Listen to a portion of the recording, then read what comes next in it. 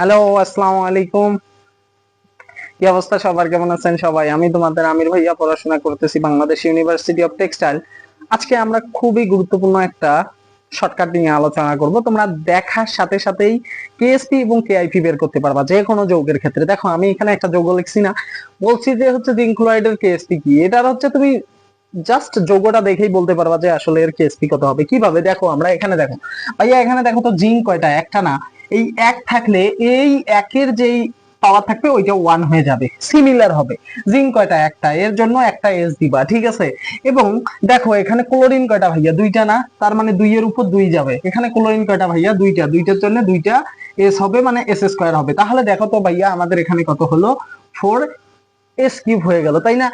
আসো আমরা আরেকটা এক্সাম্পল দেখি যে হচ্ছে অ্যালুমিনিয়াম ক্লোরাইডের কত হবে। অ্যালুমিনিয়াম ক্লোরাইডের কেএসপি কত হবে, কেএসপি কত, অ্যালুমিনিয়াম ক্লোরাইডের কেএসপি কত। দেখো অ্যালুমিনিয়াম কয়টা, একটা, একের উপর এক।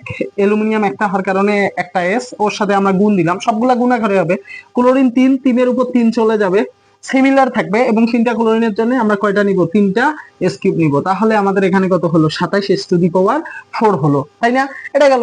এখন আমরা দেখো যে হইতেছে সিলভার নাইট্রেট, এখানে আরেকটা নিলাম যে হচ্ছে সিলভার ক্লোরাইডের কত হইবে।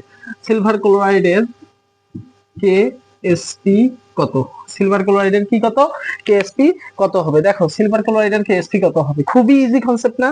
যে সিলভার ক্লোরাইডের, এখানে সিলভার একটা, একটার জন্য ওয়ান, একটা সিলভার থাকার কারণে একটা এস। এবং ক্লোরিন, ক্লোরিন কটা, ক্লোরিন হইতেছে একটা, এর জন্য ওয়ান এর উপর ওয়ান এবং একটা এস, তার মানে এর হইতেছে এস স্কয়ার। বুঝাইতে পারলাম ভাইয়া? তাহলে দেখো খুব ইজিলি আমরা বের করতে পারতেছি, জাস্ট আমরা দেখেই বলতে পারবো যে ওটার কি হবে, ওটার দ্রাব্যতা বা হচ্ছে কেএসপি কত হবে। দ্রাব্যতার মান আমরা এখান থেকে এস এর মানও বের করতে পারবো, কেএসপি এর মান বের করতে পারবো, কেআইপি এর মান বের করতে পারবো। আরেকটা দেখি, লাস্ট আরেকটা দেখলাম, যেমন হচ্ছে অ্যালুমিনিয়াম হাইড্রোক্সাইডের যদি তুমি দেখো, সেটাও দেখো, এটাও হইতেছে, দেখো এখন এটা পাবা না এটা। আর হইতেছে অ্যালুমিনিয়াম ক্লোরাইড কিন্তু সেম। দেখো একটা অ্যালুমিনিয়ামের জন্য ওয়ান এর উপর ওয়ান, একটা অ্যালুমিনিয়াম থাকার কারণে এস, ওর সাথে গুণ। হাইড্রোক্সাইড আয়ন আছে কয়টা, তিনটা, তার মানে তিনের উপর কিউব, তিনের জন্য তিনটা এস কিউব, তাই না? তার মানে দেখো 27 s⁴। বুঝাইতে পারলাম? তাহলে খুবই সহজ না?